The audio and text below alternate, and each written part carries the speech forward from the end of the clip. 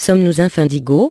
Depuis que j'ai publié mon article sur l'hypersensibilité, je reçois beaucoup de messages de personnes qui me disent qu'elles me remercient du fond du cœur, car enfin elles ont pu mettre des mots sur ce qu'elles ressentaient. C'est pareil pour mon article sur les 21 symptômes de l'éveil spirituel, que je vous invite à lire si ce n'est pas encore fait. Aujourd'hui, je ressens qu'il faut que j'aille encore plus loin dans la raison pour laquelle beaucoup d'entre nous ont expérimenté ou expérimentent à l'heure actuelle tous ces symptômes d'hypersensibilité ou d'éveil spirituel. Bien sûr, je suis passé par toutes ces phases, raison pour laquelle je peux me permettre de les décrire de manière si détaillée. Woman's at Black with Two a commencé pour moi il y a plus de 6 ans où je suis allé pour la première fois consulter une énergéticienne, car je ne supportais plus la vibration des autres et la vibration de notre société. Je ne supportais plus d'être télépathe, de lire les pensées des gens, de lire leur âme, de lire leurs vibrations, de voir le mal, de voir la corruption, de voir le malheur, de vouloir changer le monde, d'avoir tant de valeurs qui me rendaient souvent associable, d'être hypersensible, de ne souhaiter que le beau et le bien, le positif, de vouloir servir le monde et d'être incorruptible. J'étais venu dans l'espoir que la personne m'enlève tout ça, car cela devenait trop dur de me sentir si anormal, c'était trop, j'étais arrivé à bout psychologiquement. Comment est-ce possible d'aller tous les matins au travail et de continuer à avoir une vie sociale lorsque l'on est ainsi? Lorsque l'on voit à travers les gens comme dans de l'eau? Comment vivre dans une société si corrompue, entourée d'humains qui pour la plupart ont perdu tout sens de l'humanité? C'est alors que pour la première fois j'entendis le mot indigo. Cela faisait déjà plusieurs années que je m'étais plongé dans les livres pour tenter de comprendre pourquoi j'étais ainsi. Dès mon plus jeune âge j'avais ce savoir interne que je ne retrouvais dans aucun de mes amis, ni personne de mon entourage. J'ai vécu une enfance très solitaire, incomprise, mal jugée, comme beaucoup, nous allons le voir, d'enfants indigos qui ne comprennent pas qui ils sont et pourquoi ils sont ici. La première chose qu'elle m'a dit, c'est que je ne devais plus jamais souhaiter être normal, que tous les symptômes que je lui décrivais n'étaient autres que d'immenses qualités dont je me rendrai compte plus tard. D'ailleurs, je pouvais déjà m'en rendre compte, c'est vrai, lorsqu'elle m'a demandé « Combien de fois t'es-tu fait avoir dans ta vie ?» et que la réponse fut « Quasiment jamais ». J'ai commencé à réaliser les points positifs de ce que j'estimais être un fardeau. Depuis ce jour, ma vie a changé. Je me suis renforcé d'année en année, comprenant de plus en plus ma mission ici sur Terre, au même titre que les missions de tous les enfants indigos, car nous avons tous un but commun, aider la Terre et les humains en brisant les anciens schémas destructeurs basés sur la peur, l'ego, la domination, et augmenter la vibration de la planète. Les premières vagues d'enfants indigos sont apparues dans les années 60-70, les premiers rebelles qui ont voulu apporter l'amour et la paix sur Terre. Puis dans les années 80, une autre grande vague est apparue. Après, dans les années 90, sont nés ensuite les enfants cristal, même capacité extrasensorielle que les indigos mais sans l'aspect rebelle et guerrier. Et depuis les années 2000 les enfants dits arc-en-ciel, encore plus spirituels et doux. Les enfants cristal et arc-en-ciel sont arrivés après le gros travail de destruction de l'ancien système, commencé par les enfants indigos, qui sont donc maintenant tous désormais des adultes et dont je vais parler en détail dans cet article, puisqu'il s'agit de ma génération années 80. Alors, pour vous aider à comprendre qui sont les enfants indigos, peut-être est-ce votre cas, ou peut-être avez-vous quelqu'un dans votre famille ou parmi vos amis qui est ainsi. Voici un descriptif des symptômes les plus courants qui les caractérisent. Il n'est pas nécessaire de les avoir tous pour être un enfant indigo, enfin maintenant un adulte indigo, mais en général, c'est le cas. Par ailleurs, il ne s'agit pas là de mettre encore de nouvelles étiquettes qui diviseront encore plus les êtres humains, mais de comprendre véritablement qui nous sommes et ainsi de pouvoir libérer tellement de personnes qui se sentent extrêmement mal et incomprises, du fait de ces caractéristiques qui sont difficiles à vivre dans notre société actuelle encore trop peu évoluée spirituellement. Qui sont les enfants/adultes indigos? Indigo aura au cours des années 80, Nancy Antap, une thérapeute américaine capable de lire la couleur des auras des personnes, commence à observer l'apparition de la couleur indigo dans le champ énergétique de certains enfants qu'elle rencontre. Elle n'avait jamais vu cela auparavant, d'où le terme « enfant indigo ». Pour elle cela était le signe d'un changement de conscience globale. C'est la couleur du chakra du troisième œil, centre énergétique à l'intérieur de la tête, situé entre les deux sourcils. Les enfants indigos sont intelligents. Ils expriment fortement leur volonté, sont rapides, intuitifs, refusent souvent les attitudes autoritaires, et sont doués pour la technologie. Ils ont la sensation d'être sur Terre pour accomplir une mission dont ils ne peuvent détourner le regard. Ils se sentent différents, étrangers à ce monde dans lequel ils ont souvent beaucoup de mal à s'adapter, surtout dans leur jeunesse, lorsqu'ils ne comprennent pas qui ils sont. Les indigos ont un esprit guerrier parce que leur but commun consiste à écraser les vieux systèmes qui ne nous servent plus. Ils sont ici pour démolir les systèmes gouvernementaux, éducatifs et légaux qui manquent d'intégrité. Ils ne supportent pas le mensonge et la corruption. Ils sont intègres, sages, justes et authentiques. Pour réaliser cette mission, ils ont besoin d'un tempérament et d'une détermination à toute épreuve. Les adultes qui refusent le changement et l'évolution de leur conscience, et qui valorisent la conformité, rejettent souvent les indigos.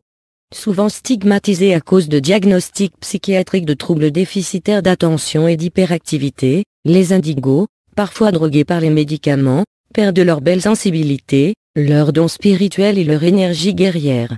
Ils peuvent aussi, par sentiment de solitude et d'incompréhension, se tourner vers l'alcool ou la drogue.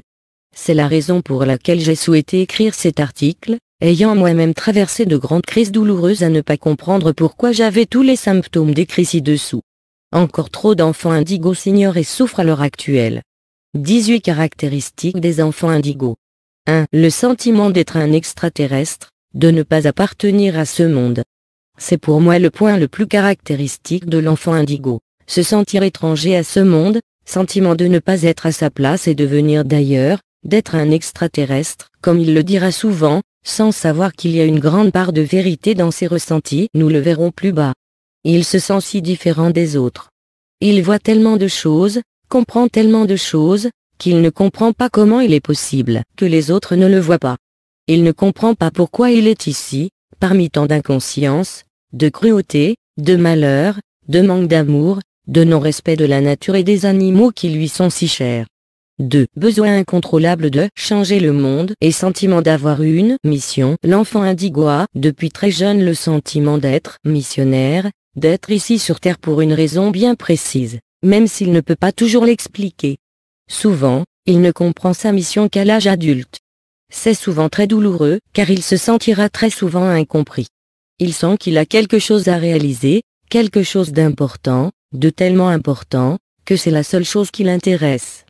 Il n'arrive pas à vivre comme tout le monde, à se satisfaire d'une vie normale, ni d'un travail qui n'apporterait rien au monde. Les autres peuvent le trouver prétentieux ou bizarre, car il n'arrive pas à vivre comme les autres, à rigoler des mêmes choses, à s'amuser des mêmes choses. Il n'arrive pas à comprendre ceux qui peuvent vivre, sans se poser de questions, ni sans vouloir changer ce qui ne va pas sur Terre. Il sent une force qui le pousse, une sorte de destinée qu'il a, à réaliser sa mission, dont il ne peut détourner le regard. Il ne peut pas imaginer une seule seconde de mourir sans avoir apporté de valeur ajoutée à la Terre. 3. Hypersensibilité. L'enfant indigo est hypersensible, tous ses sens sont hyperdéveloppés, ce qui peut le faire énormément souffrir tant qu'il ne comprend pas pourquoi il en est ainsi, et surtout s'il se compare aux autres humains et s'il vit dans une société qui n'honore pas la sensibilité mais plutôt la ridiculise. J'ai écrit un article complet et détaillé, Comment vivre dans ce monde lorsque l'on est hypersensible, que vous pouvez lire ici. 4. Capacité extrasensorielle très développée, clairvoyance, clairsentience, clairaudience, savoir interniné. Comme tous ses sens sont hyperdéveloppés, hypersensibilité. L'enfant indigo a également ses sens spirituels, plus développés que la moyenne des humains. Ainsi, il est souvent capable de clairvoyance, vision du futur, rêve prémonitoire, sensation de voir à travers les choses et les gens, capacité à voir les êtres des autres dimensions, de clairsentience, ressentir les choses de manière innée, de clairaudience, entendre des voix, et de savoir interniné, une sagesse interne possédée dès la naissance, et qui peut s'exacerber au fil des années. L'enfant indigo peut être également capable de télépathie, c'est-à-dire de lire à travers les pensées des autres, et de voir en eux comme s'ils étaient transparents. 5. Ressentir les vibrations des autres, ainsi que des animaux, des plantes, de la nature. Nous sommes avant tout des êtres énergétiques. Nous avons un corps physique, mais aussi un corps astral, éthérique, et de nombreux autres corps multidimensionnels. Nous sommes tous des êtres multidimensionnels et vibratoires. Nous pouvons mesurer les vibrations de chacun, de chaque être vivant ainsi que de chaque objet. Les enfants indigos, de par leur capacité extrasensorielle très développée, ressentent les vibrations de tout ce qui les entoure, ce qui peut être très déstabilisant lorsque l'on ne comprend pas pourquoi il en est ainsi et ce qu'il se passe. La majorité des humains jusqu'à présent, c'est en train de changer progressivement. N'étant pas dans une vibration positive, l'enfant indigo se sent très souvent vidé et épuisé psychologiquement quand il fréquente d'autres humains ou des lieux publics. Par contre, il se sent terriblement bien en présence des animaux qui détiennent une vibration très élevée, souvent du même niveau que lui ou encore plus élevé, ce qui le nourrit. Idem pour les plantes, les pierres et la nature en général. 6. Recherche et ressenti permanent de connexion avec quelque chose de plus grand que lui, le divin, l'univers. Il sent qu'il fait partie d'un tout, qu'il est guidé par quelque chose de plus grand que lui, que la réalité est bien différente de ce qu'on lui rabâche au quotidien depuis sa naissance, et même de ce qui est dit dans les religions. Il n'appartient souvent à aucune religion, même s'il peut être d'accord avec des principes des unes et des autres. Mais il ne supporte pas l'idée de séparation des humains entre eux en fonction de leur religion et a bien compris que la religion est une invention de l'homme dans le but de diviser et non d'unir. Il souhaiterait tellement que tous les humains comprennent qu'ils font tous partie de ce tout, que nous sommes tous reliés à cette même source, qui n'a ni sexe ni apparence humaine, même s'il y a pu avoir des messagers de cette source de toute forme et origine à travers l'histoire. Il a besoin de se connecter à cette énergie de lumière, à l'univers. Il est très attiré par les étoiles et le cosmos. Il ressent une connexion envers l'astrologie, les autres planètes et s'intéresse souvent aux phénomènes extraterrestres. 7. Besoin d'être seul et d'être connecté à lui-même et à la source. L'enfant indigo se croira souvent associable et sera souvent envahi d'une profonde culpabilité d'avoir tant besoin de s'isoler. Les autres le trouvent souvent encore une fois bizarre, car il a du mal avec la foule ou les mouvements de foule, à suivre le moule, à être un mouton, à faire comme tout le monde. Il a du mal à être en compagnie d'autres humains pendant trop longtemps, sauf s'il s'agit de personnes qu'il admire ou qu'il aime profondément et à vibration élevée. Il a besoin de régulièrement se ressourcer, se reconnecter à lui-même, qui n'est qu'une autre façon de dire de se reconnecter à la source de sa provenance. Quand il n'est pas connecté à cette source, il ne se sent pas en alignement et il le sent, selon les émotions négatives qu'il ressent, tristesse, désespoir, colère, etc. Il recherche à nouveau l'harmonie, et cette harmonie ne peut être atteinte pour lui qu'en se retrouvant seul ou en présence d'animaux ou d'êtres ou éléments à haute vibration énergétique, musique, eau, lieu. Par ailleurs, il se sent comme guidé par quelque chose d'extérieur et d'invisible, qu'il qualifiera parfois d'ange gardien, par exemple. Il sent qu'il n'est pas seul, même s'il se sent très seul sur Terre. 8. Besoin de vivre sa vérité intérieure. Malgré l'éducation que l'enfant indigo aura eue, ou tout ce que les autres feront autour de lui, il ressentira toujours le besoin de vivre sa vérité intérieure. L'enfant indigo est un être authentique. Il ne supporte pas les faux-semblants, et voit complètement au travers des phénomènes de société et des modes qu'il sait parfaitement bien analyser. Il ne veut vivre selon les idéologies de personne, à part les siennes, ses propres valeurs et propres vérités, même si pour cela il faut aller à l'envers des autres. D'ailleurs, pour ces raisons, il sera très souvent justement très différent des autres, tant dans ses choix vestimentaires, que de choix de musique à écouter, d'endroits à fréquenter, et que dans son attitude générale face à la vie, qui sera en général atypique, comparée à la moyenne. Il sera souvent même rejeté par son entourage dont la conscience est encore trop fermée et vivant encore trop dans l'illusion de l'ego. 9. Ne pas supporter l'injustice, la méchanceté, le mensonge et la corruption, être intègre. L'enfant indigo a une tolérance zéro en ce qui concerne l'injustice, le mensonge et la corruption.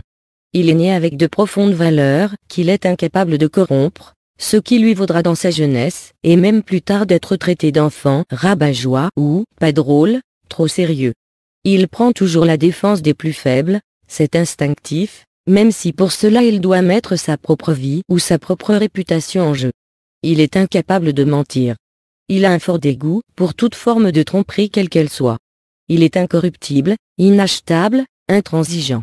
Alors que la plupart des humains autour de lui, dès le plus jeune âge, eux, se laissent facilement séduire par la tromperie, le mensonge, la recherche de domination sur les plus faibles, et le plaisir que cela leur procure, lui, Cela le met dans un état très fort de rébellion et de colère, et cela peut même le mettre dans des situations difficiles, disputes, combats et formes de rébellion à l'école ou au travail car il ne supporte pas le manque de valeurs humaines et encore une fois la méchanceté et la tromperie. Les enfants indigos peuvent flairer la malhonnêteté, comme un chien peut flairer la peur. Les indigos savent quand on leur ment, qu'on les traite avec condescendance ou qu'on les manipule. Puisque leur but collectif consiste à nous conduire vers un nouveau monde d'intégrité, les détecteurs de mensonges des indigos sont sans faille. Nous avons déjà mentionné que cet esprit guerrier est menaçant pour certains adultes. Les enfants indigos sont incapables de se conformer aux situations dysfonctionnelles à la maison, au travail, ou à l'école. Ils ne sont pas capables de dissimuler leurs réactions et de prétendre que tout va bien à moins d'être mis sous médication ou calmant. Dorine Virtue. 10. Besoin de se sentir libre. L'enfant indigo a un fort besoin d'indépendance et de se sentir complètement libre de ses choix.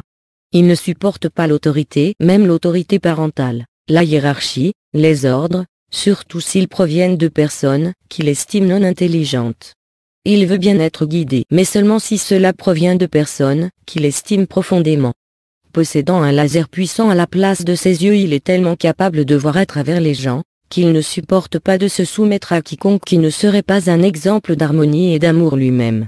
Cela a pour conséquence que les enfants indigos sont parfois des enfants rebelles, qui peuvent parfois même être en échec scolaire par refus de se soumettre aux professeurs qu'ils estiment indignes d'enseigner, malgré leur grande capacité mentale à l'inverse, et bien souvent leur surefficience mentale justement.